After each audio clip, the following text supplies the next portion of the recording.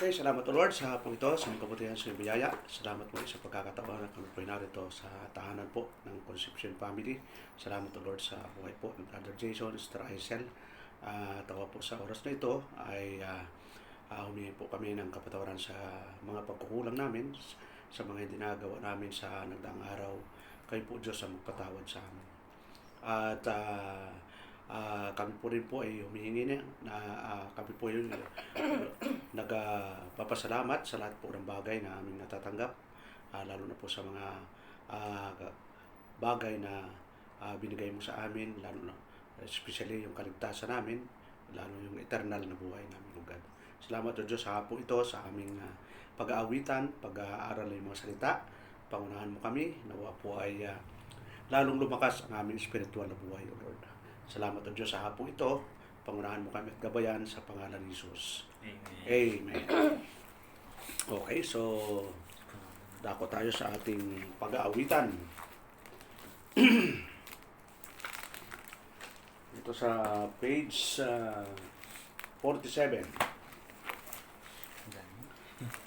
Page Ano pa yan? 47. Patong pa yan. Meron pa yung isa.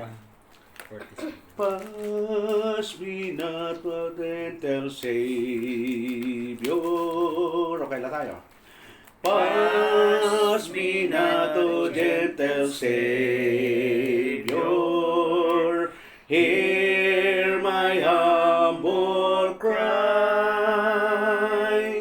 While on others thou art calling, do not pass me by. Savior, Savior, hear my humble cry.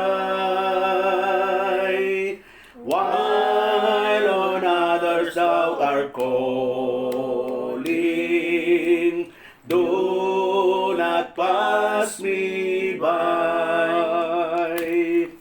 Let me at the throne of mercy find a sweet relief, kneeling there in deep contrition. Help my unbelief. Savior,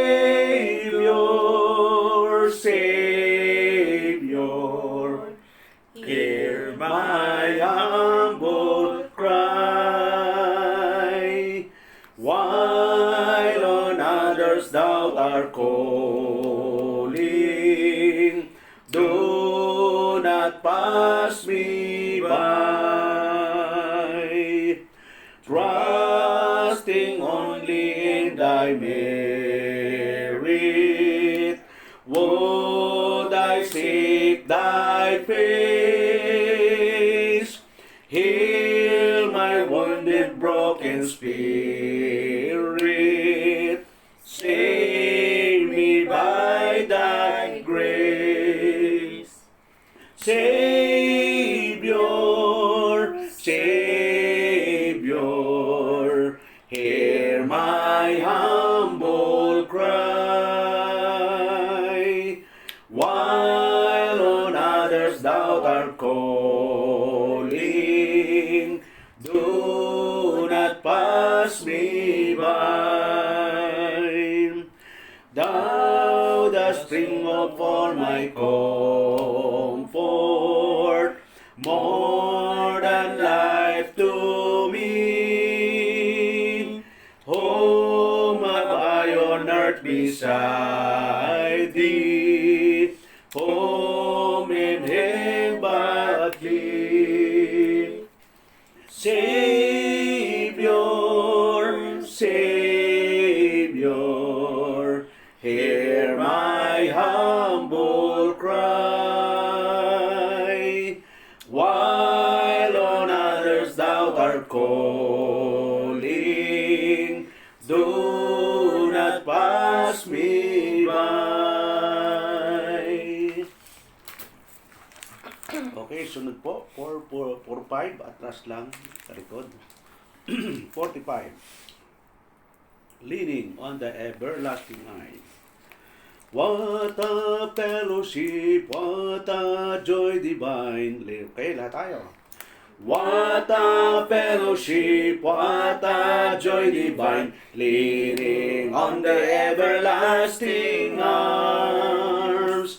What a blessedness, what a peace is mine, leaning on the everlasting arms. Leaning, safe and secure from all alarms. Leaning on the everlasting arms. Oh, how sweet to walk in this pilgrim way, leaning on the everlasting arms. Oh, how bright the path grows from day to day, leaning on the everlasting arms. Leaning, safe and secure from all alarms. Leaning on the everlasting arms. What have I to dread, what have I to fear, leaning on the everlasting arms. I have blessed peace with my Lord sooner, leaning on the everlasting arms. Leaning, safe and secure from all alarms. Leaning on the everlasting arms. Okay, 44. I know not why God won't choose grace. Okay na tayo. I know not why God won't choose grace to me had been known, nor why unworthy Christ in love redeemed me for His own. But I know I have believed it, and I'm persuaded that He is able to keep that which I committed unto Him against that day. I know not how the saving faith to me did impart, nor how believing in His word wrought peace within my heart.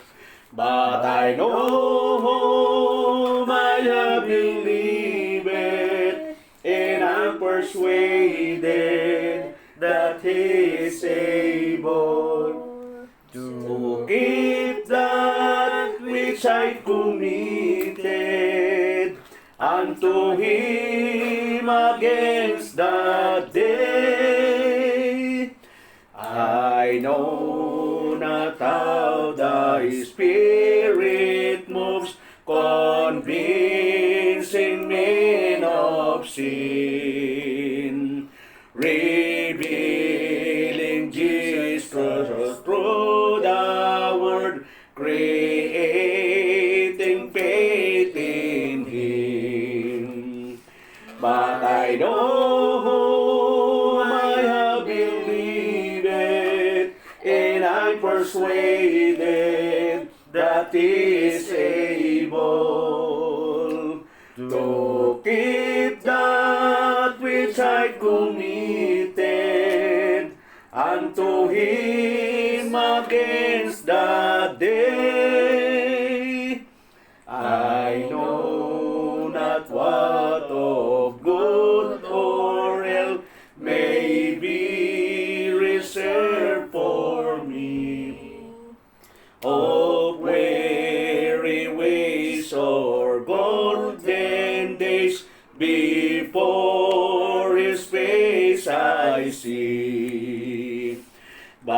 I know whom I have believed, and I'm persuaded that He is able to keep that which I committed unto Him against that day.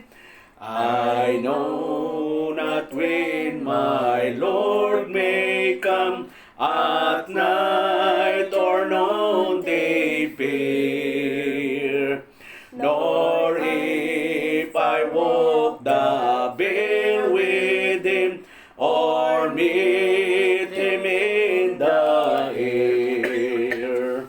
But I know whom I have believed, and I'm persuaded that He is able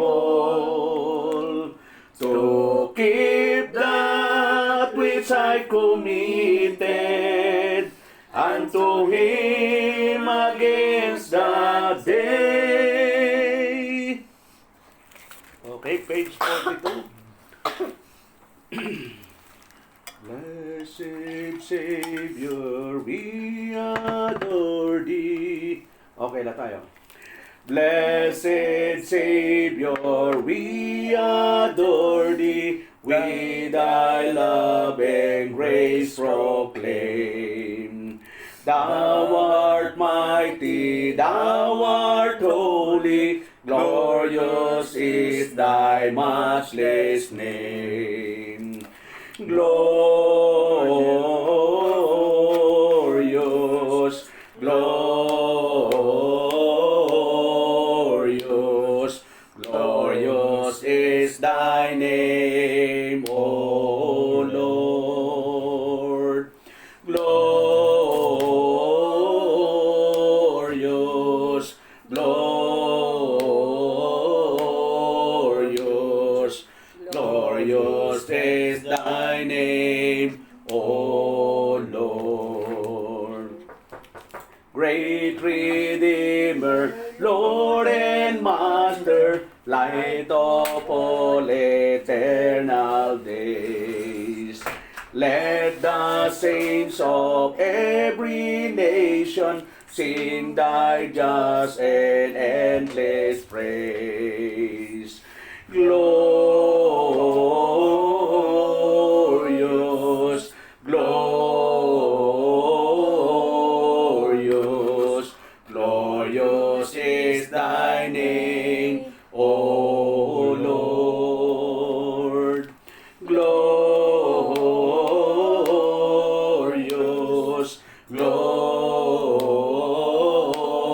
glorious, glorious is Thy name, O Lord. From Thy throne of heaven's glory to the cross of sin and shame, Thou didst come to die a ransom, guilty sinners to reclaim. Glorious, glorious, glorious is Thy name, O Lord. Glorious,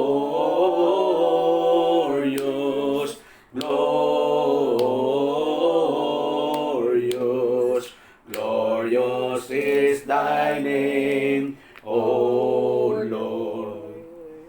Come, O come, immortal Savior, come and take the royal throne.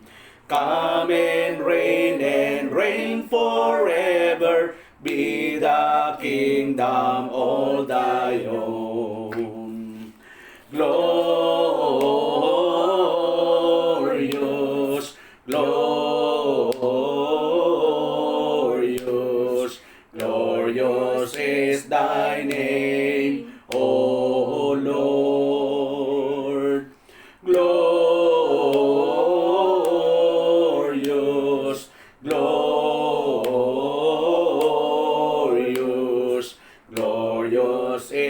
thy name, O Lord. Okay, last song natin. Pwede tayo ng isang, ano.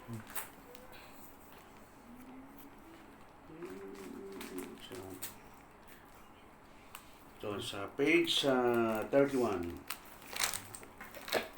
37 pala. 37. When I survey the wondrous cross. Okay na tayo.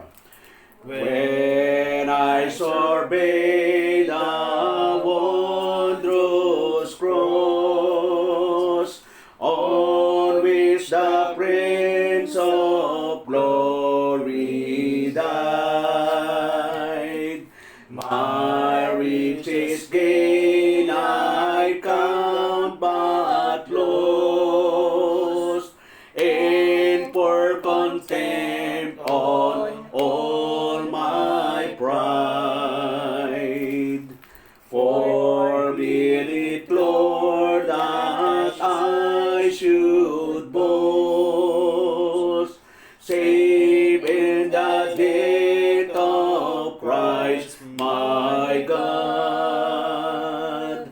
All the vain things that charm me most, I sacrifice them to His blood. See, promise His Son, His Spirit, sorrow and love to mingle down. Dead earth just love and sorrow meet, all thorns composed, so rich a crown, where the whole realm of nature mine, that were a present far too small. Love so amazing, so divine,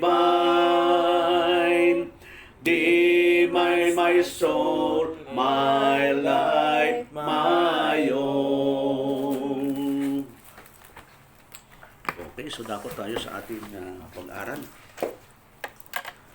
Ating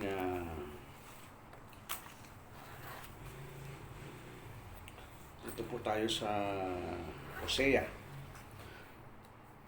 Hosea chapter 4. Isang verse lang, Brad. Pero 3 oras tayo dito. Hosea chapter 4, verse 6. Diyan sabi po dito, my people are destroyed for lack of knowledge, because thou was rejected knowledge. I will also reject thee, that thou shalt be no press to me, saying thou hast forgotten the law of thy God. I will also forget thy children. So, purihin po ang Diyos sa pagbabasa ng kanyang mga salita. So, unang-una itong Book of Hosea, ito ay isa sa mga aklat sa Lumang Tipan. At ito ay isinulat para paalalahanan ang bayang Israel dahil sa katigasan ng ulo nila. So, makita natin, no, ang pagkabanggit doon, my people. So, pag binanggit na my people, sabihin tao na niya. Piniling bansa itong bayang Israel. Sa dami ng bansa, isa lang talaga pinili ng Diyos na bansa na katangi-tangi yung bayang Israel. Na kung titingnan natin sa mapa, napakalit niyang Israel eh. Kaya parang mas malaki, parang parehas lang ng Cavite. Ang liit eh. Pero kung titingnan natin kung bakit sila pinili, ang sagot ito po yon sa Deuteronomy chapter 7, verse 7. Kasi marami nag-question bakit sila ipinili. So ito yung sagot. Pakibasa nga, Brother Jason. Sa Deuteronomy chapter 7, verse 7. The Lord did not set His love upon you, nor choose you, because you are more in number than any people. For were the fewest of all people. Galang mo yun, no? So, Pinaka- ito yung dahilan. Hindi dahil sila'y marami, kundi, ano sabi doon? Hindi kayo inibig ng Panginoon, pinili kayo na dahil sa kayo marami sa bilang kaysa alinmang bayan, sapagkat kayo ang pinakamaliit sa lahat ng mga bayan. Verse 8, Brad.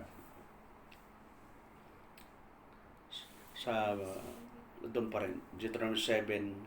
But because the Lord loved you, and because he would keep the oath which he had sworn unto your fathers, hath the Lord brought you out with a mighty hand, and redeemed you out of the house of bondmen, from the hand of Pharaoh king of Egypt.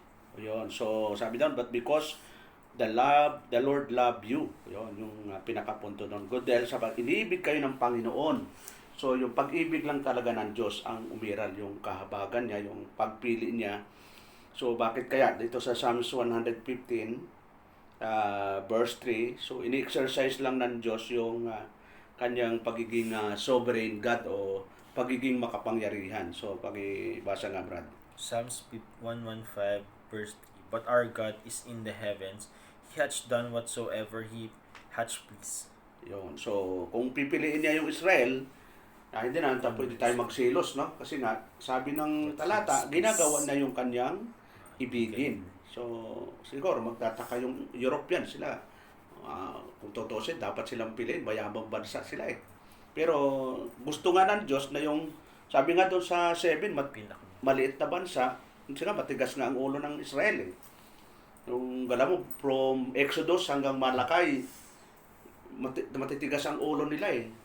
Kaya kung titingnan natin yung Malakay, kung gaano katigas ang ulo nito mga ito. Tingnan natin sa Malakay 3:16. Brad, pakibasa nga. Malachi 3, chapter 3 verse 1. Oo. Behold, I will send my messenger, and he shall prepare the way before me. And the Lord, whom ye seek, shall suddenly come to his temple, even the messenger of covenant, whom ye delight in.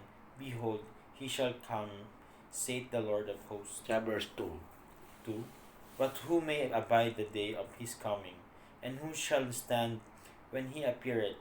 For he is like a refiner's fire, and like fuller's soap.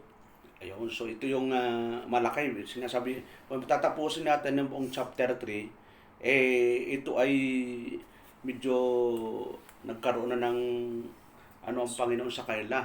Nagkaroon ng rebuke sa kanila, yung hindi katapatan nila sa paglilingkod sa Diyos. Kaya itong Israel na ito, sila yung recipient nitong Hosea chapter 4, verse 6 na sabi doon, my people are destroyed for lack of knowledge. So yun ang pagkasabi ng Panginoon sa bayan Israel sa pamagitan ng propeta Hosea. Na ang sabi doon, ang aking bayan ay nasira o napapahamak dahil sa kakulangan ng kaalaman. So, importante yung kaalaman pala. Sa ang kaalaman tinutukoy nito ng Panginoon, no? Siyempre yung kaalamang patungkol sa Diyos. At ang kaalaman, siyempre saan nakukuha ba? Dito sa Job, chapter 28, verse 28. Tingnan natin yung nasabi dito ni Job. Job 28, verse 28. And unto man he said, behold, the fear of the Lord, that is wisdom, and the depart from evil is understanding. Ayun. So, yun yung pala. Yung kaalaman, katalinuhan, ay makukuha sa Diyos. Sabi doon, at sa tao ay sinabi niya, narito ang pagkatakot sa Diyos ay siyang karunungan. So, yung matakot ka para sa Diyos, ay karunungan na pala yun. Yung mayroon kang pagkatakot. Ang paghiwalay sa kasamaan ay pagkaunawa. Kaya kapag humihiwalay ka sa masama, mataas yung understanding. Nauunawaan mo kasi na masama, masama talaga. Hindi ito magre-resulta sa iyo ng kapayapaan, kabutihan, at ang dulo nga nito tinangan natin yung 1 Timothy chapter 6. Yun. Ito lang yung mga gumagawa ng masama. 1 Timothy chapter 6 verse 10, Brad. 1 Timothy chapter 6 verse 10. For the love of money is the root of all evil, which while some coveted after, they have erred from the faith and pierced themselves through with many sorrows. Ayon, so yung mga gumagawa ng masama, siyempre yung ugat daw ng lahat ng kasama na yung pagmamahal sa salapi. Pero ang pinakadulo, ano daw, ay sabi doon, maraming mga kalumbayan. Ayon. So, yung nagtamasa, yung gumawa ng mga kasalanan, siyempre kabit, sanga-sanga na yun eh. Nawala na sa hulog, wala na sa katotohanan. Kaya ang kaduluhan nito ay maraming kalumbayan. So, walang mangyayari doon sa kapayapaan sa mga taong wala sa katotohanan. Kaya sabi doon, my people are destroyed, napapahamak because lack of knowledge. Yung kaalaman na ibinibigay ng Diyos sa atin. At ang kaalaman, siyempre, maraming source yan. Tingnan nga natin yung 2 Timothy chapter 3 verse 15 hanggang 17. Yan, pakibasa nga Brad hanggang 17. Mula 15 hanggang 17. 2 Timothy chapter 3 verse 15.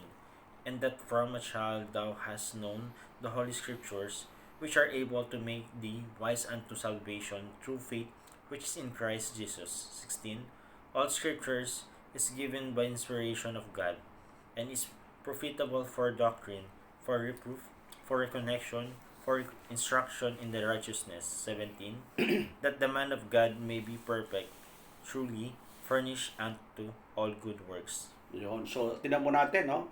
Sa sulat po ng ating kapatid na Apostol na Pablo kay Timoteo, sinasabi niya na at mula sa pagkasanggol. So, sanggol pa lang si Timoteo. Sabi niya, iyong nalalaman ang mga banal na kasulatan na makapagpapadulong. Ayun, nakakapagpatalino talaga eh. Sa iyo, sa ikaliligtas sa pamagitan ng pananampalataya kay Kristo Jesus. So, yung pananampalatayang ito ay para maligtas tayo temporal, hindi yung pananampalatayang eternal, na maligtas tayo eternal kasi ligtas na ito eternal eh. Kaya tayo sasampalataya kay Kristo, kaya susunod for temporal purposes.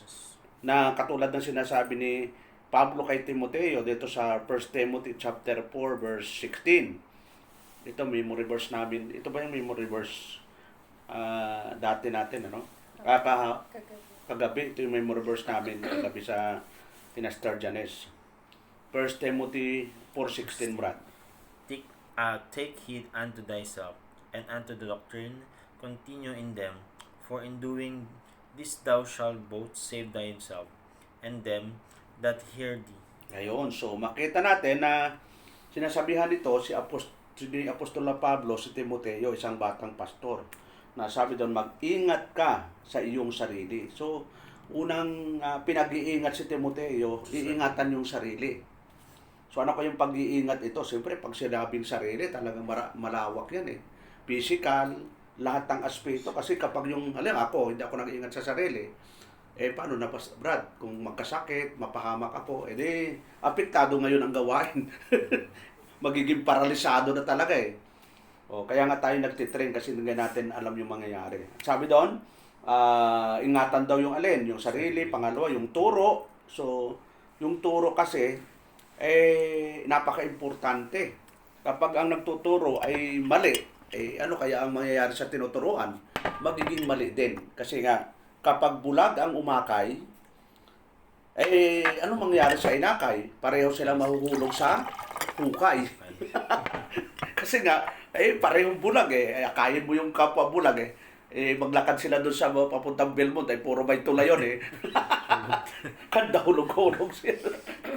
Buti nga, paganda na yung kalsada papasok So, ano yung makita pa natin doon sa Hosea chapter 4 verse 6. Sabi doon, because, thou hast rejected knowledge. Ang totoo naman, nakarinig naman talaga sila ng pangangaral, no? Kaya lang, anong ginawa nila? Ni-reject nila, sabi ng Panginoon, because thou hast rejected knowledge. So, ang knowledge ng Panginoon, napakalawak niyan tinumuto ko ito sa mga salita ng Diyos kasi ito, Hosea, pang ilang aklat ito ng Bible. Tingnan natin kung pang ilang aklat ito. Hosea. Yon.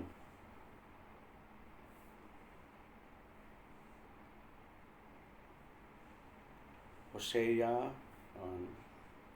66, 65, 64, 63, 62, 61, 60, 59, 58, 57, 56, o 55, pang 55 from all na aklat.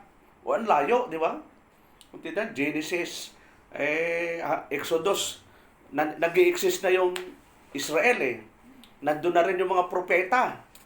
Pero sa dami ng propeta na nangaral sa kanila, anong sabi ng Panginoon? They rejected. Yon. They rejected by knowledge. Thou hast. Yun sabi doon, because thou hast rejected knowledge.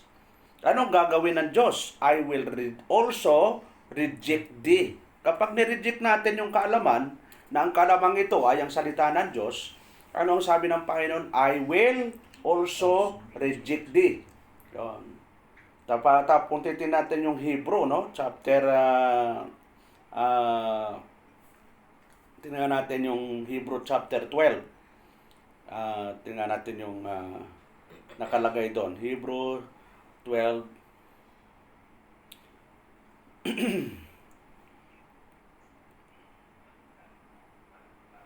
sa verse 6, no? Sabi doon ay, for whom the Lord loveth, He chasteneth. Ayun, nakaranas ng pagpapalo itong bayan Israel. Scored every son whom He received. Kahit nakita natin mahal na Diyos ang bayan Israel, pero dinisiplina.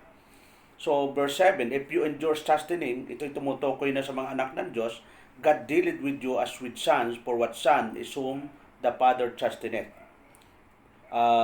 Verse 8, Brad, pakibasa. Verse 8. But if ye be without chastenetment, whereof all are partakers, then are ye bastards and not sons. Yun. So, karaniwan na yon na talagang napaparusahan yung mga chosen nation, chosen people ng Panginoon, kasi ayaw nga niya talagang maligaw tayo. So, dito rin sa Hebrew 3, ang panawagan ni Apostol Pablo. Sabi niya sa Hebrew, chapter 3, verse 7 hanggang 8. Hebrew 3 verse 7. Wherefore, as the Holy Ghost saith, today, if ye will hear His love 8, harden not your hearts as in the provocation, in the day of temptation in the wilderness. Ayon. So, sa Tagalog, gaya nga ng sabi ng Espiritu Santo, ngayon, kung marinig ninyo ang kanyang tinig, siyempre, ngayong panahon ito, hindi na maririnig natin yung literal na tinig ng Diyos. Ito ay sa pamamagitan na ng salita ng Diyos sa ating mga binabasa, sa mga preaching ng pastor. Tapos sa verse 8, huwag ninyong papagbatigasin ang inyong mga puso na gaya ng sa pagmamungkahi, gaya ng sa araw ng pagtuso sa ilang. So ito, nabanggit yung pagtukso sa ilang, kasi ang bayang Israel, naglakbay sila from the land of Egypt. Dapat mararating nila, Brad, yung promised land, 15 days. Pero ilang taon na silang naglakbay? 40 years. Yun, ganun, 15 days, nabot ang 40 years. Anong ginawa ng Diyos? Dahil sa katigasan nila, talagang pinaikot-ikot lang, siniligaw nga sila kasi nga, ayaw lang sumunod. Samantalang napakalapit lang talaga nung promised land. So, ang ano nga ng mga theologian, 15 o palagi natin, 1 month na paglalakbay. Pero ba't inabot ng 40 years? Dahil sa katigasan ng ulo nila. Kaya tinan naman natin, verse 9, Brad. 9. When your fathers tempted me, proved me, and saw my works 40 years. Yun, verse 10. Then, wherefore I was grieved with that generation, and said, they do always err in their heart, and they have not known my ways. Yun, sa verse 11. 11. So I swear in my wrath, they shall not enter into my rest. Ayun, so makita natin na yung pag-reject nila doon sa Word of God, sa kaalaman, nagresulta ito na yung mga naunang mga lumabas sa Ehipto, hindi naman talaga nakapasok. Dalawa lang yung nakapasok, si Joshua at saka si Caleb. Pero yung mga original ay hindi nakapasok. Ang nakapasok yung mga anak-anak na nila eh.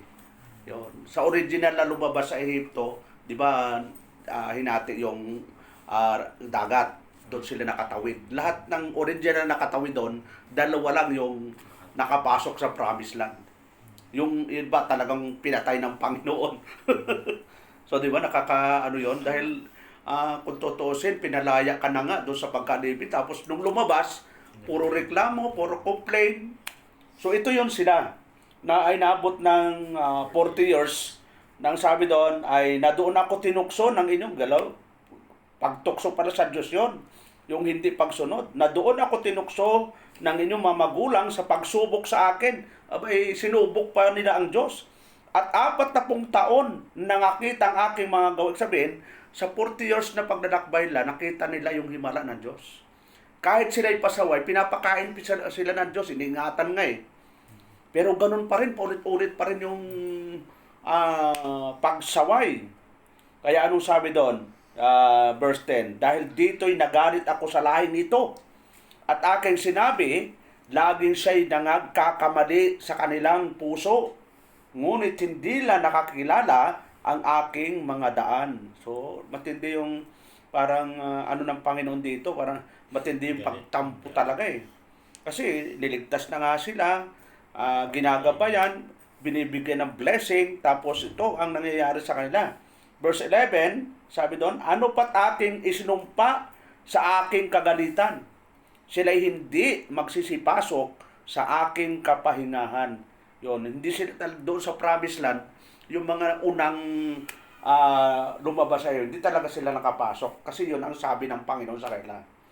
Kaya verse 12, Brad, pakibasa. Verse 12. Take heed, brethren, lest there be in any of you an evil heart of unbelief in departing from living God. Ayun.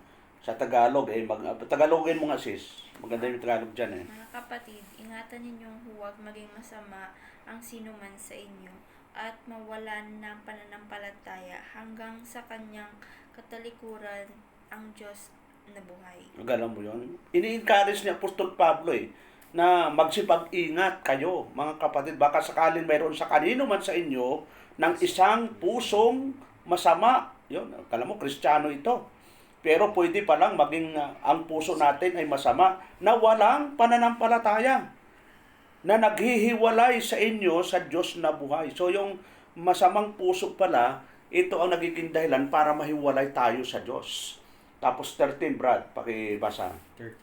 But exhort one another daily, while it is called today, lest any of you be hardened through the deceitfulness of sins. Yun, napaganda sa Tagalog, sis. Pakibasa nga, sis. Sa halip, magtulungan kayo araw-araw habang ang panahon ay matatawag pang ngayon upang walang sinumang madaya sa inyo at maging alipin ng kasalanan. Yun, ang ganda ng verse na ito, no? Ngunit kayo mga pangaralan sa isa't isa araw-araw. Kaya ito araw, utos talaga, araw-araw eh. Kaya yung Bible study natin, araw-araw. Kaya ako pabor din sa akin, Brad John. Kasi, di ba, pag nagtuturo ka, una ikaw unang nag-aaral, ikaw unang nagbabasa. So, yung spiritual feeding, una napipid yung pastor eh. At siyempre, yung mga kapatid, kasi dito nga araw-araw eh. Dito sa Acts, ang unang mga Kristiyanong na bautismuhan, araw-araw din sila sa templo. Tingnan natin. Dito sa simulan natin sa 41. Pakibasa nga, Brad, sa 41. Acts ano po? Acts 2, Acts 2:41. 41. Acts 2:41. Then they that gladly received his word were baptized. In the same day, there were added unto them about 3,000 souls. Ayun, ito yung pangyayari ito na nangaral si Peter, no? Talagang, tapos ilan yung nagpabautismo? 3,000, Brad eh. Nung nakaraan tayo, 4 lang eh. Ito, 3,000. kung 1,000. sumabay sana kayo dalawa, hindi 5 nasan. Pero, hindi naman yan punto. Ang punto doon, yung nagalak, no? Nagalak na nakinig na salita ng Diyos, nagpabautismo. Tapos sa verse 42, si Brad. 42. And they continued steadfastly in the apostle doctrine and fellowship, and in breaking of bread, and in prayers. Yun. So, after ng baptism, yung mga nabautisma, nagpatuloy sila sa doktrina, fellowship, Lord Supper, tapos in prayers. Yun. Sa atin, wala namang di tulad kami dati, yung prayer meeting namin, Wednesday. Ang lalayo, pero nakakarating, brad eh. Eh, ngayon nga, pipindutin nilang Google Meet, walang dumadalo sa prayer meeting. Mamaya may prayer meeting tayo alas 7. So, ano sabi doon? At sa 43. 43. And fear come upon every soul, and many wonders and signs were done by the apostles. 44. 44. And all that believed were together and had all things common. Tapos 45. 45.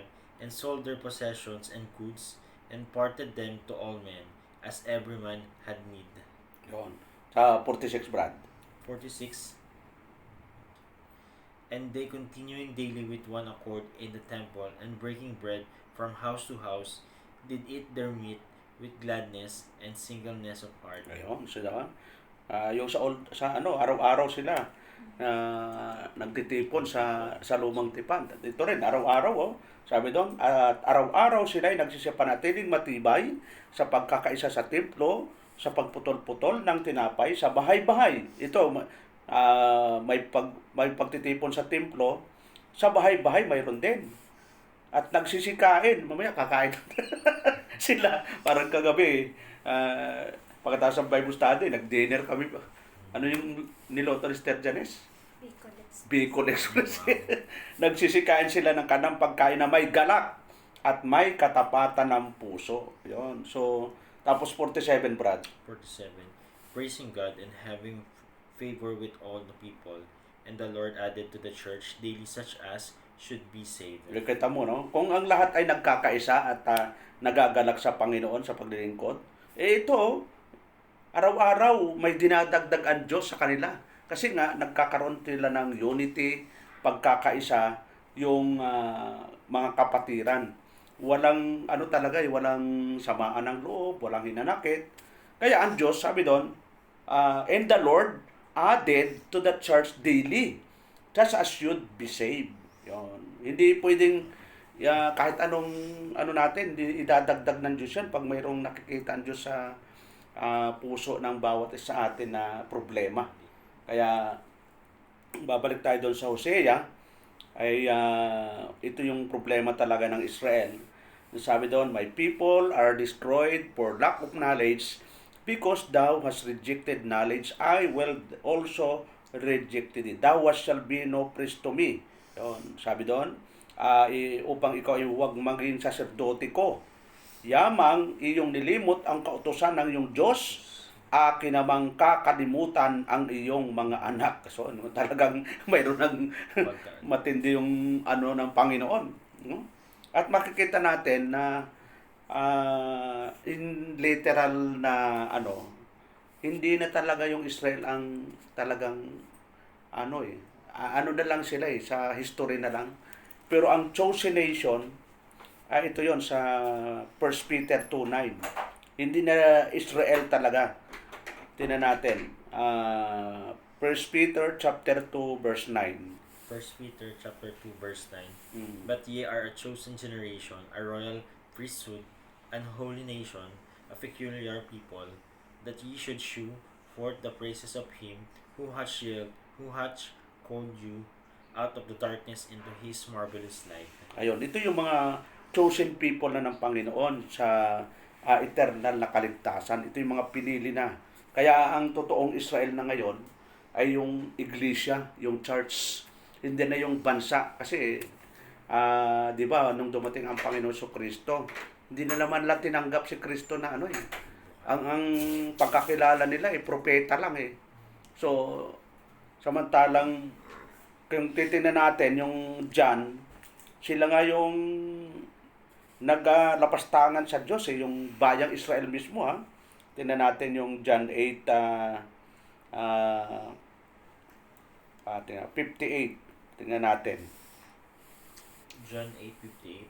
Jesus said unto them, verily, I say unto you, before Abraham was, I am. Yan. So, kung titingnan natin yung pinaka-background dito, ay question si ang Panginoon dahil nagkukunwaring Diyos daw siya. Yon. Kaya, kung titingnan natin yung mga tingnan natin yung verse 49. 49. Jesus answered, I have not a evil, but I honor my Father, and ye do not dishonor me. Yon. Pinagbintangan pa siyang may masamang espiritu.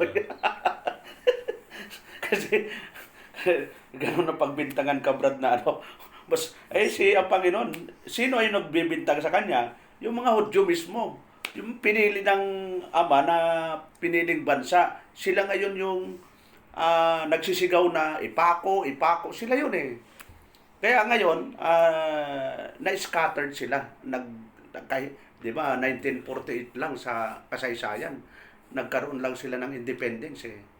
Yun, nagtipon-tipon. Pero in general, wala talaga silang yung konkretong kasi nga, nireject nila yung Bisaya na alam nila na inihula ng lumang tipan na darating yung Bisaya. Pero sila mismo ang nag-reject. Tingnan natin yung isang hula sa Biblia ng pagdating ng Panginoon. At ito ngayon na pakibasa nga, Brad, na busy-busy ang mga tao dahil sa hulang ito.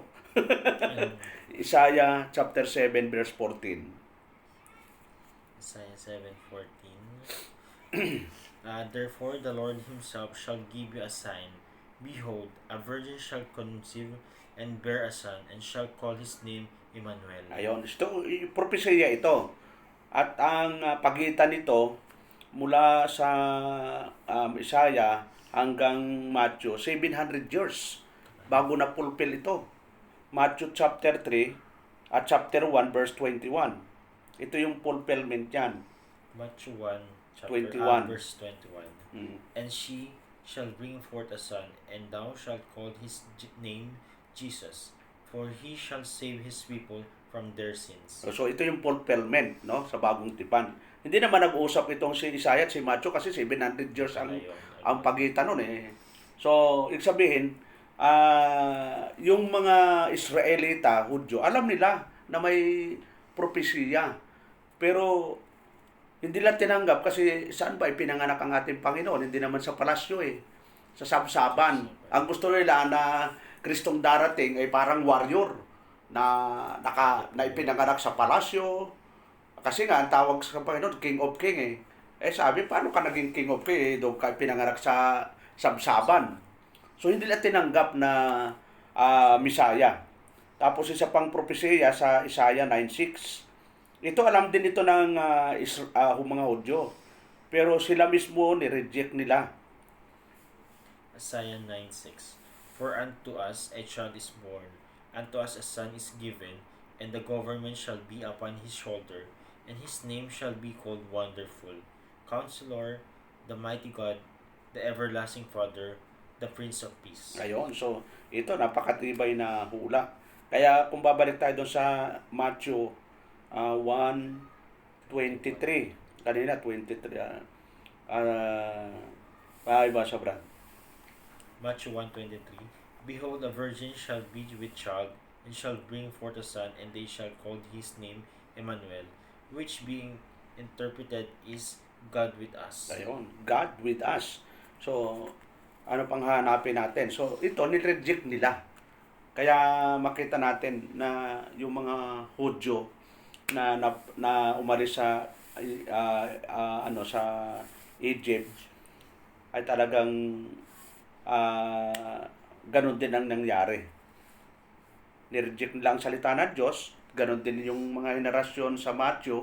Dumating ang Panginoon na part na bahagi ng propesya. Nireject din nila. Kaya pinabayaan na, kita mo, palagi silang ginigera. Hindi nga sila natatalo, pero yung may gera, Brad, di ka matahimik nun eh. Walang katahimikan. Kala puro putok lang. Di ba? Walang kapayapaan yun eh, kasi kala mong side by side. Okay nga, nasasangga mo yun, pero kita mo, yung mga mamamayan mo na biglang pumupunta na lang sa ilalim, yung ang tawag doon, Buffer. bunker. Oh. Eh kung payapa ang bansa mo, bakit hindi ka magtatago? Resulta kasi yan na sila talaga nireject nila ang salita ng Diyos noon, at nung dumating ang Panginoon, nireject din nila. Kaya ganun na lang ang sitwasyon. Hindi nga sila natatalo. Pero yung salanta, di ba? Yung nangyayari sa kanila, wasak-wasak nga minsan. Yung border nila. At ang dami rin namamatay. Oh. So, ganun ang ano sa atin. So, yung lesson sa atin, sa kasalukuyan, siyempre, kailan talaga, kung babalik lang tayo doon sa ating text, nandun din yung lesson, no? Ang sabi doon, yung knowledge nandiyan na eh. Kaya nga tayo nag-aaral ng mga salita ng Diyos. Tapos huwag natin i-reject. Yung kung nabasa natin, narinig natin, kung sabi nga doon sa Hebrew, no? Chapter 3, verse 8, sabi doon, huwag ninyong papagmatigasin ang inyong mga puso na gaya ng sa panumungkahi gaya ng sa araw ng pagtukso sa ilang. Kumbaga verse 7, sabi doon, wherefore, as the Holy Ghost saith today, if you will hear His voice. Verse 8, harden not your hearts. So, involved pa rin yung puso. Kapag yung puso ay pinatigas, magkakaroon talaga ng problema. Kaya, lahat sa atin talagang alaga natin yung puso natin. Kasi, sabi ni Solomon, sa puso natin, ano yung sitwasyon ng puso natin? Proverbs chapter 4, verse 23. Nakibasa nga, Brad.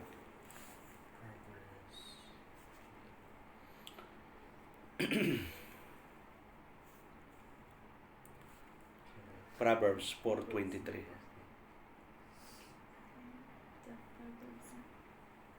Proverbs 4:23. Mm.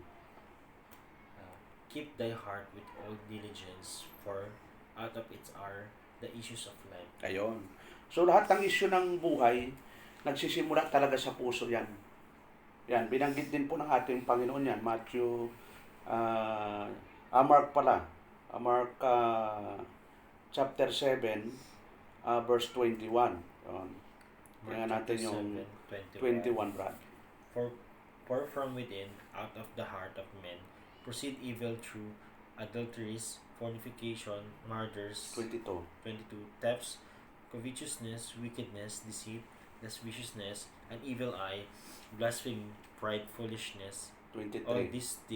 All these evil things comes from within and defile the mind. Ayon. So dalawa ang pwedeng mangyari sa puso. Yon, pwedeng ang laman ng puso natin ay kabutihan. Pwede rin kasamaan. Ito kasi puro kasamaan ito eh. Alam mo yun, no? Ito, mga kontraktor yata ito. Mga kasakiman. Ayun, ganun mo kasakiman eh. Mga kasamaan, pagdaraya, yun, kalibugan, matang masama, kapusungan, mga kapalaluan, mga kamangmangan. Yung kamangmangan pala, kasalanan din eh. So, at sabi doon sa 23, at ang lahat ng masasamang bagay na ito ay sa loob nagsisipanggaling at nakakahawa sa tao. Yun, nakakahawa pala eh. Kaya mayroong ano na sa Ephesians chapter 5. Tingnan natin verse 16. Ephesians 5:16. At 15 ba yung start? Yung ang masamang kasama ay nakakahawa. 15:23. Ha? 15:23, okay. 5:33.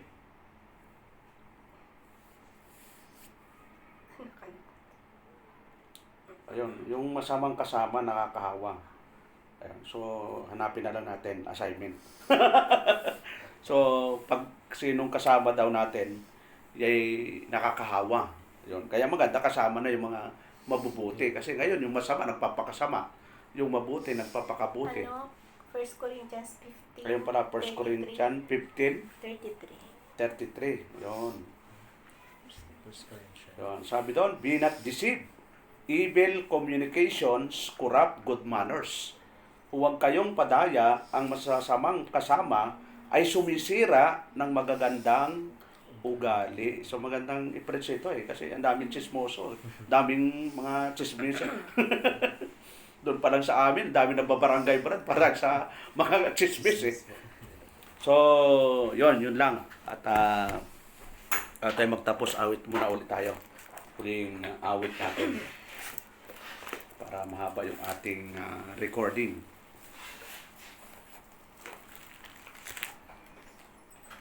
Ito, sa page 10. Fear not, little flock. The soul of those. Okay na tayo. The soul of those who seek for wealth, the Lord shall soon require. But riches which are stored above shall never dare expire. Fear not, little flock, fear not, fear not. Thy Father knows thy need. Fear not, little flock, fear not, fear not. He will his children feed. Behold and see how lilies grow. They do not toil nor weep. Yet kings and all their royal dress are not arrayed like this. Fear not, little flock, fear not, fear not. Thy robe is sparkling white. Fear not, little flock, fear not, fear not. The Savior is your light. If God so clothe the forest green, whose sleep will soon be gone, shall He not much more glorify His chosen and foreknown? Fear not, little flock, fear not, fear not. Thy God is on His throne. Fear not, little flock, fear not, fear not. He'll come and take you home. Okay, so pray tayo. Salamat o Lord sa hapong ito, sa iyong kabutihan, sa iyong biyaya. Salamat o Diyos sa mga salita mo na aming narinig, na nagbigay po sa amin ng kagalakan, kasiglahan at encouragement na kami po ay magpatuloy sa iyong mga salita. Nawa po ay pangunahan mo po ang bawat isa sa amin, especially kay Brother Jason, Sir Aisel, bilang sila po ay namuhay na mag-asawa. Punuin mo po sila ng iyong pagmamahal, ilayon po sila sa mga uri ng karamdaman, kapahamakan at gawa po ng kaaway po Lord. Salamat o Diyos at patuloy mo silang pasiglahin at bigyan po ng katatagan sa kanilang pananampalataya o Lord. Salamat o Diyos at ano po ang plano nila. Kayo po Diyos ang magabay sa kanila, mag-guide at nawa ituro mo po sa kanila ang tamang direksyon sa pagtatagumpay na ayon lamang sa iyong kalooban lamang Lord. Sa aming pansamantalang pag-iwalay God, paunahan mo kami at sa araw po ng linggo, nawa po kami ay sama-sama na magpuri, sumamba sa dakilang mong pangalan, O Lord. Salamat o Diyos at lahat po ito idadalangin namin sa pangalan ni Jesus. Amen and amen.